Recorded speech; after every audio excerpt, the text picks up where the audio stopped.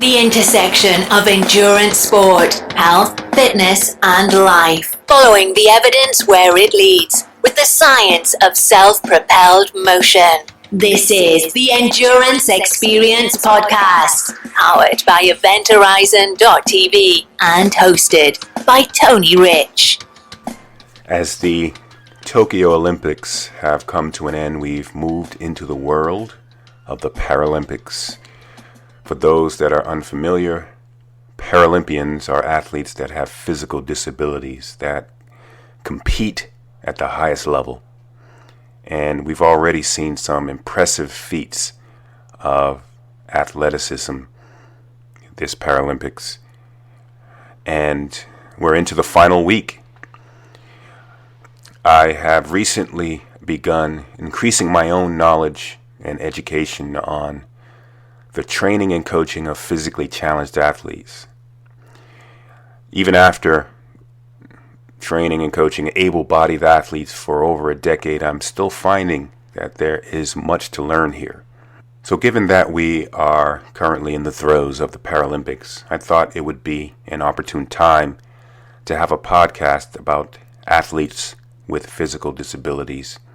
And the hope is that the listener comes away with some informative conversation and a greater perspective about the world of athletes with physical disabilities.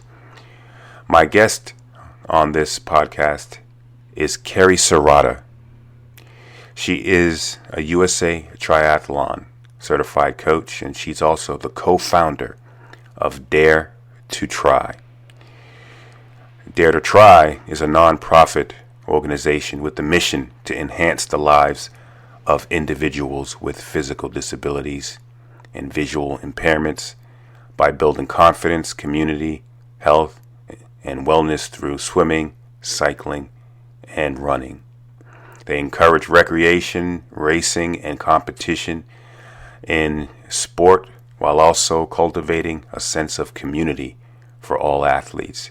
One of Keri's co-founders at Dare to Try is Melissa Stockwell, who was an Iraq War veteran, actually the first Iraq War veteran to go to the Paralympics. And shortly after we recorded this conversation, Melissa Stockwell competed in Tokyo in triathlon, PTS2 classification, and got an impressive 5th place finish. So congratulations to Melissa Stockwell. Maybe we can get Melissa Stockwell on the Endurance Experience and have her tell us all about her perspective racing in the Paralympics in Tokyo. So I talked to Keri about her journey and what led her to the pathway of training and coaching athletes with physical disabilities and being co-founder of Dare to Try. We talk about the differences and challenges that you have to think about as a coach when training and coaching physically challenged athletes. We talk about classification and how that works. How does the sport decide who can compete with who? Can someone who is an amputee compete in the same classification of someone who's, say, blind? How does that work? And she shed some light on how it works in triathlon. We talk about Tokyo and the excitement of having her co-founder of Dare to Try in the current Paralympics, and some of the other big stories out of the Paralympics. And finally, we talk about how people can get involved with Dare to Try, and she gives some of her final words she would like to impart on our listeners. So I hope you enjoy this podcast. Without further delay, I give you Keri Serota.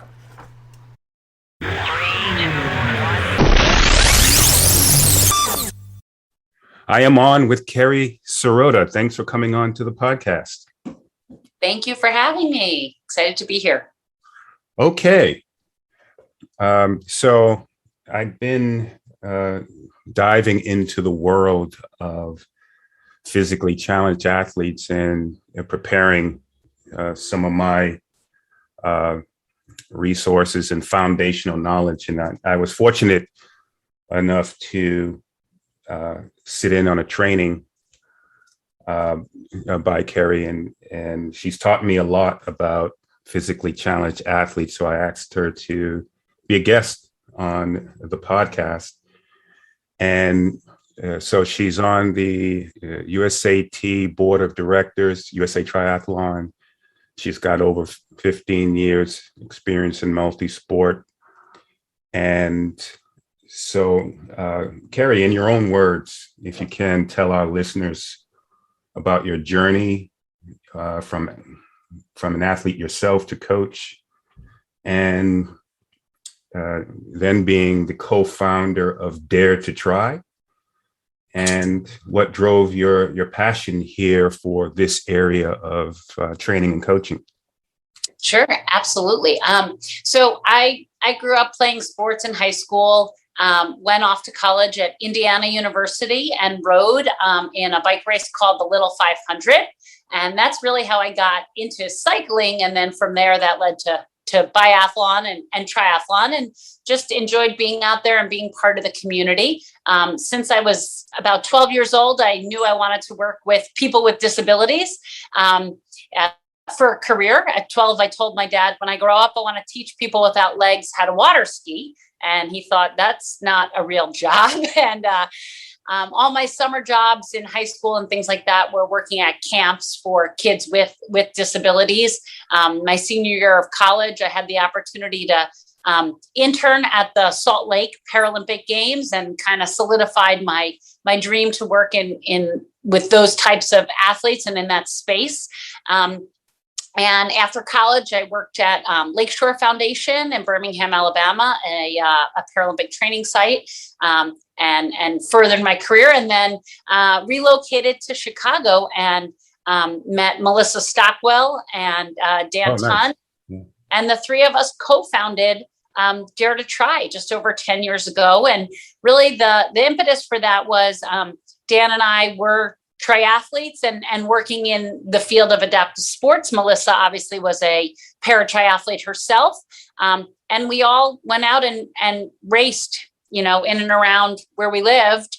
And there was something super inclusive about the sport of triathlon. There are very few sports where you have able-bodied athletes, para-athletes, novices, elites, pros, the young, the old, all racing out there at the same time on the same course. And we thought, we want to bring this opportunity to more people with disabilities so they have the opportunity to race and be active and live and train and compete in the communities in which they live in, alongside their family, their friends, their peers. And so here we are about 10 years later on the eve of the Paralympics in Tokyo. So Melissa and Haley Dans will be competing this afternoon to win some medals for Team USA. Wow, must be a pretty exciting time for you and all of your colleagues at Dare to Try. That's amazing. There's so much that I want to talk about. I want to talk about that. I want to talk about the Paralympics. Some of the things that we have to think about as coaches when coaching physically challenged athletes, and and talk about how to get people involved. So first let's start with some of the varying elements of training and coaching physically challenged athletes, athletes with impairments versus coaching able-bodied athletes. What are some of the things that you and your team have to consider? Sure. I think the first thing I would tell coaches is, athletes are athletes. And every athlete is different and unique and has individual needs. And as a coach, our job and our responsibility is to figure out what that athlete needs and how we can help them achieve their goals. Mm-hmm. And para-athletes are no different. There are some nuances for para-athletes, such as the equipment that they use. So an athlete that's in the wheelchair classification will be using a hand-pedaled bicycle, hand cycle on the bike course, and a racing wheelchair on the run. An athlete who's visually impaired needs a sighted guide to swim tethered to them. They ride on a tandem bike and would run tethered. And so, athletes who have limb loss or amputations, have different types of prosthetics. Maybe they use a prosthetic for cycling or running or don't. It depends. And so I think that as a coach, you just need to take into consideration what that athlete's specific needs are, what kind of adaptive equipment they need. And I think that's one of the things that we try to do at Dare to Try is to meet those individuals where they're at. They may not think that they're an athlete when they first show up at a practice. And so it's our job to help them see themselves as an athlete and to remove the barriers that they need to participate. So oftentimes the adaptive equipment and access to it is one of the largest barriers for an athlete with a disability to even try the sport. How do they know they like it if they've never ridden on a tandem bike or swam since they've lost their vision? And so one of the things we do is we provide the adaptive equipment for them. We work very closely with prosthetists to make sure that athletes have the prosthetics that they need to complete the sports that they need. Removing the barriers to a financial inability to pay. So we'll provide scholarships and cover race entries for athletes or provide accessible transportation opportunities. And I think above all, it's sort of building this community of people that believe in one another and that are sharing their ideas and what's worked for them with other people. I think there's a real sense of community and of give back and of mentoring that we find amongst our athletes. Yeah, that's interesting, and I'm just learning, obviously, about this world, and I have not coached yet a physically challenged athlete, but just on what you mentioned thus far, equipment, the cost of some of this equipment, transportation, these are all things that I can see would require some attention. And so is this something that you factor into the early questionnaire process or the early consultation process, right? So an athlete comes to you, they sit down. How do you probe into some of those questions? Yeah, I think the Dare to Try programming runs the gamut from very entry level beginner first timers all the way up to the competitive and elite athletes. Right. And so for us, we do a lot of what we call on the road to ride clinics, where we'll pull up into the parking lot of a rehab hospital or a VA or a school or, an amputee support group. And we'll bring a trailer full of adaptive bikes and we'll, fit people on them. We'll take the time to get them comfortable and instruct them in how to ride. And that's usually the start, is just getting someone to ride a bike. And we see it with kids all the time. That's what we did as kids growing up. You ride the bikes around your neighborhood. And right. So making sure that people have the opportunity to live healthy, active lives and introduce them to the adaptive equipment.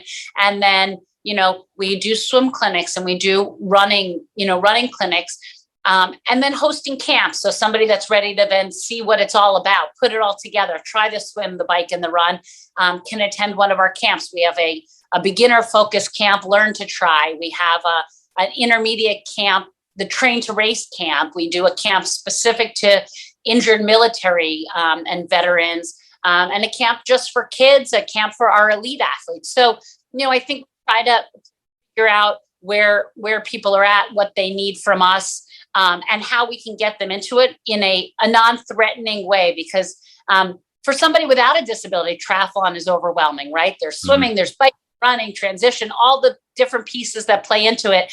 And so we want to kind of help lower that anxiety, remove the barriers, give people all of the opportunities that they need so that they have no excuses and they're left with no other choice but to give it a try. Yeah. I can see there's a lot to think about, as a coach. I've coached, many many able-bodied athletes, and as I'm starting to think about diving into this world, it doesn't sound like you can take your approach and just map it over. There's so much more here to to think about, and to make sure that you lay a foundation for a lot of this. So something like prosthetics, right now, I wouldn't know who to reach out to if someone had questions about that, right? So you probably have to establish those connections, resources. We do work with a number of local prosthetists, but I think that for better or worse, that the internet and social media and some of those things have really provided a lot of opportunity. I mean, I've seen folks that I'll post something on social media like, new amputee looking for advice on a running setup or a suspension system. And, the information sharing that the world of social media and the internet has allowed us is you don't need to be the expert in everything. I think you can crowdsource some information and certainly, utilize organizations like Dare to Try, USA Triathlon, Challenged Athletes Foundation, Catapult. There are organizations out there that do have those resources. And if they don't, they know what the outreach looks like in order to help connect people to the resources that they need. Yeah. You don't have to be an expert in everything. Yeah. Well, just resourceful. Now we want every race across the country to have a para presence at it. I think that's how it's going to grow. And how, somebody sees somebody else riding on a hand cycle and they're like, oh, I know this guy that was paralyzed because he was hit by a car while he was riding his bike. I didn't even know that this was an option for him. And so I think that, the more people see para, the more it's going to spread, the more, para athletes will get there and will build the, the community. Yeah. And many of us that built our coaching platforms, we did it brick by brick, and you do it in the same way, right? Brick by brick, you figure it out, so excellent. So let's go into, I think one of the most interesting aspects in sitting through some of the trainings that I've had is the approach for classification. And I think the listeners would find it interesting on how this works, right? So the classification process, from what I understand, there are over 50 to 70 overall classifications in para. How does that work? And who is responsible for figuring out the delicate intricacies of this, of who can compete with who in the aspect of fairness?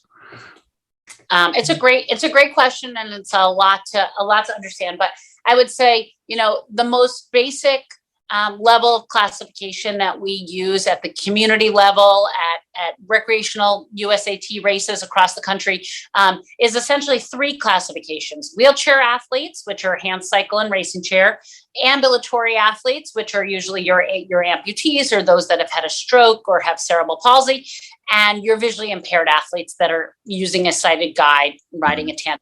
So, oversimplification, you've got your wheelies, your standing athletes, and then your visually impaired athletes. As you get to the higher level of competition, national championships, ITU races, and certainly the Paralympics, they use this international classification system. And the idea is to try to level the playing field or find some ways to make the competition as fair and equitable as possible. Right. No system is perfect. Every sport, every Paralympic sport has its own classification system. So wheelchair basketball has one and swimming has another. And in triathlon, there are essentially 6 classifications. The first one is the PT or Paratribe wheelchair class. Mm-hmm. Those are that are swimming without any assistive devices, typically with their legs, if they have them tied together. They compete on a hand cycle for the bike portion and a racing wheelchair for the run. The other end of the spectrum, that's the easy one, is your PT, again, Paratribe VI, Paratribe impaired classification. And those are your athletes at the higher levels of competition. They have to have a guide of the same gender as them. They swim tethered, they bike on a tandem bike, and then they run tethered as well. And within that classification, there's sub-classifications. So they use a factor system so that those that have some vision, being against those without any vision, they stagger the start. There's a mathematical equation, and the athletes will start 3 minutes and some are change before those that have some sight, so that when they cross the finish line, the winner is the winner. Right. Middle 4 classifications are where it gets a little bit harder to understand. So essentially, you have your PT, Paratribe S standing, and there's a 2, 3, 4, and 5 there. And your 2s are your most significantly impaired athletes, all the way to your 5s, which are considered your least significantly impaired. So it goes from severe, significant, moderate, and mild impairment. And who's responsible for it, to answer that question, is there is a certified classifiers. It's typically a panel of 2 people, one who's a medical classifier, who's either a doctor or a physical therapist, and then a technical classifier with somebody with a lot of understanding in the sport. And the process they put the athletes through could be coordination testing or manual muscle testing or measuring of their residual limbs, and they get scores. They put it in a mathematical equation, and if you fall between this many points and that many points, you are a PTS. To overgeneralize it again, your PTS2s are usually your above the knee amputees or impairment in more than one limb. Your 3s, typically you'll see hemiplegia, stroke, cerebral palsy, a lot of coordination issues there. Your 4s, high below the knee amputee, or an above the elbow amputee, and then your 5s are usually your very low below the knee amputees, or your below the elbow, like a wrist. Chris Hammer, for instance, was born without a hand. He'll be competing in Tokyo this weekend. But classification for triathlon is tricky because you're thinking about 3 sports. While missing some fingers may not impact you as much in the bike or the run, it certainly does in your pull on the swim. And Right. so they at how your impairment affects you in all 3 sports. And not all 6 classifications are event contenders in Tokyo. In Rio, there were 3 of each, and now in Tokyo, there's 4 of each classifications. So wheelchair women, for example, did not have the opportunity to compete in Rio, but they will be competing in Tokyo. So we're hoping as we move into Paris and LA that all 6 classifications will make it as medal events at those games, and all the para athletes that reach that level will be included. Yeah.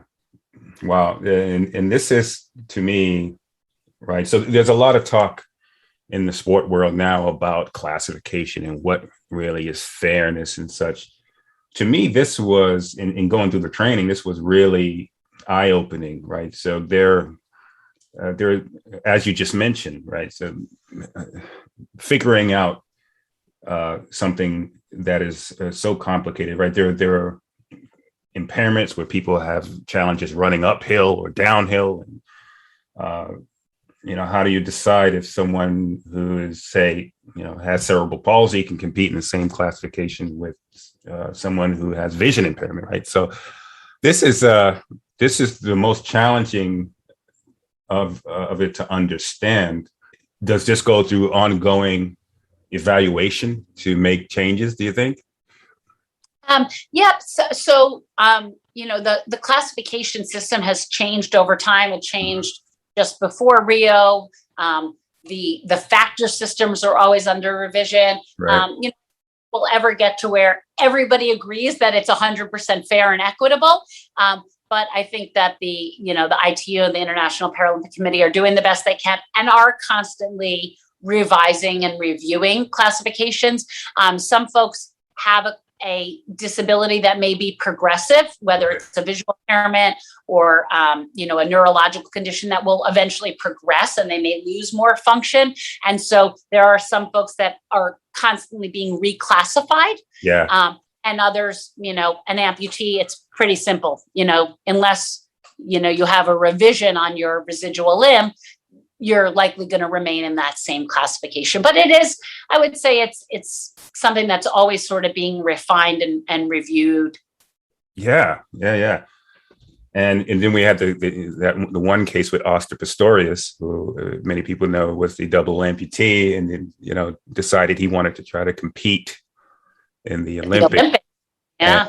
And then there was the question as to whether or not that those prosthetics gave him an advantage, and then ultimately he was allowed to compete. So it's very complicated, and also it's very interesting. And I thought the listeners could understand, just get a high level of that. So thank you for that. So now let's go into the Paralympics. You probably know a lot of the competitors there, and so let's get your thoughts there about first. What did you think about the opening ceremonies, if you saw any of it, and what can we expect from some of the competitors in the Paralympics? Yeah. Well, I did get to watch the opening ceremonies. I got to watch them live, which was incredible. Just so grateful that NBC is stepping it up and providing, thousands of hours of live coverage of these incredible athletes over in Tokyo, because we know that, the more that people see these athletes, the more awareness that's raised, and the more people out there with disabilities are going to be able to set their own goals and be, motivated and things like that. So I'm thrilled, obviously, with COVID restrictions and things like that.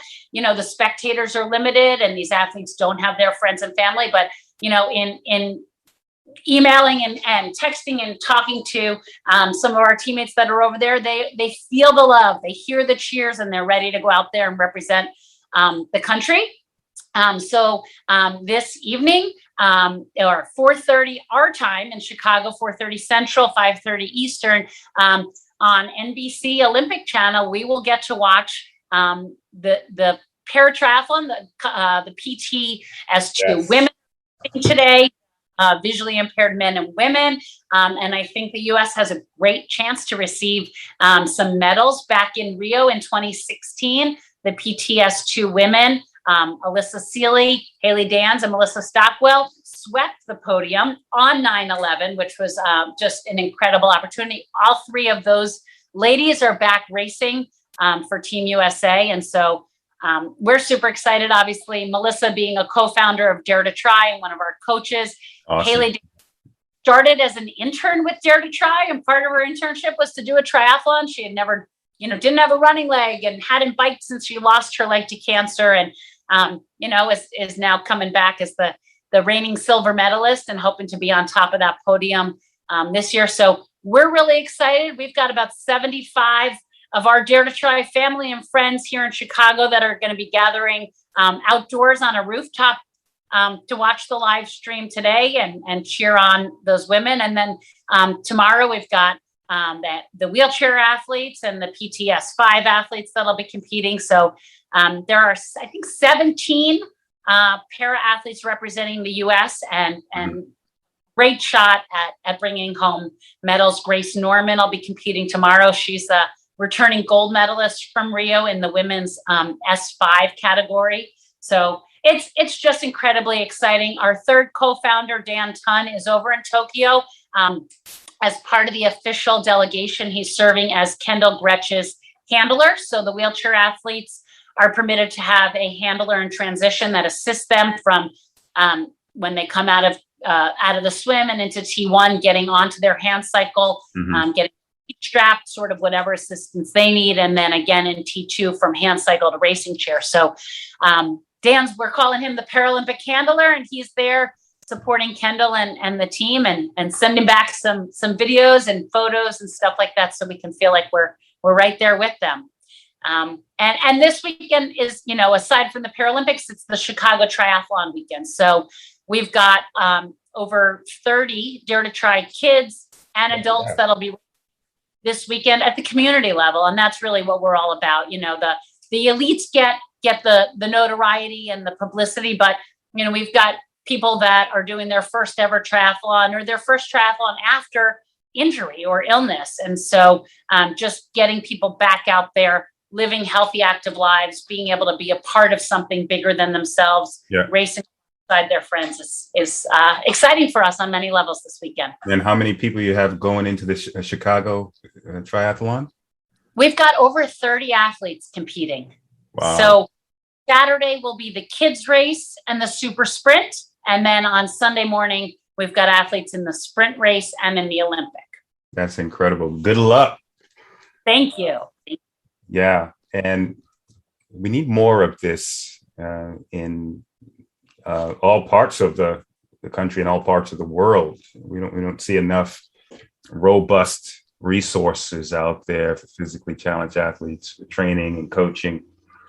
You're right in that the Paralympics does inspire us to get involved, and I definitely have seen that, and it's inspired me. So how do people get involved, in your opinion, whether it be get involved with Dare to Try, whether it be coaches, or whether it be some of the listeners who just want to volunteer and help? Sure. I would say definitely starting with USA Triathlon, our national governing body. Dare to Try is a sanctioned paratriathlon club with USA Triathlon. And they've got, a great pipeline, a lot of resources out there. So now there is within USAT, as you know, there's a level 1 for coaches, a level 1 focus area for paratriathlon. Right. And also a level 2 certification for those that are looking to coach para athletes. And so in terms of coaches, great coaches are great coaches. You don't need to be an expert in disability to be a great para coach. I think you need to, equip yourself with the knowledge and understanding, be creative, and look at everybody as an individual, and just be willing and open to listen and learn.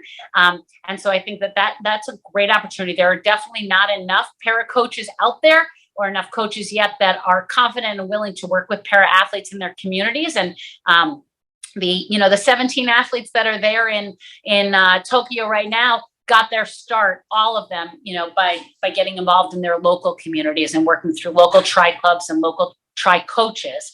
So I would say that's definitely a great opportunity, a great resource. And then, Dare to Try is always looking for coaches who want hands-on experience. We do 4 or 5 camps a year. And, it's an opportunity for coaches to come and get their CEU credits while also, working hands-on with para athletes, learning about the adaptive equipment, how to fit it and how to accommodate those athletes. And so please check out our website, daretotry.org.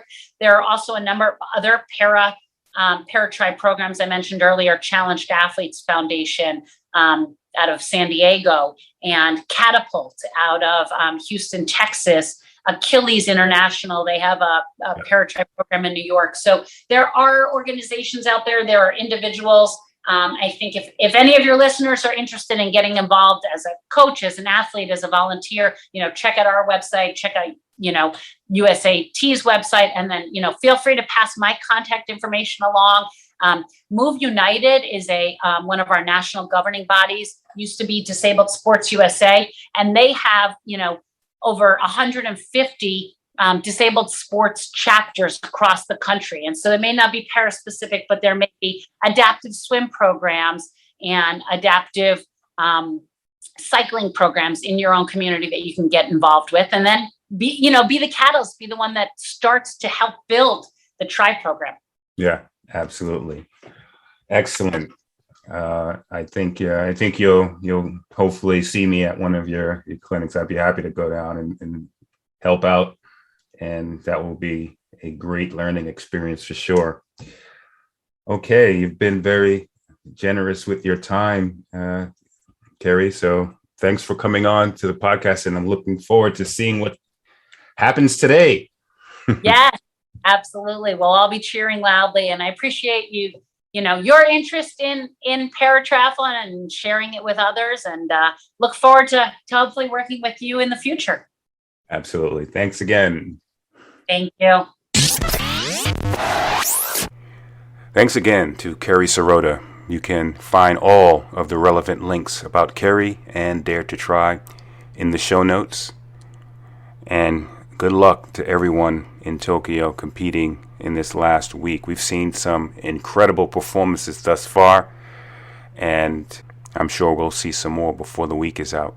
Just to leave you with some final thoughts of inspiration, go out and take a look at some of the pictures on social media from the Paralympics.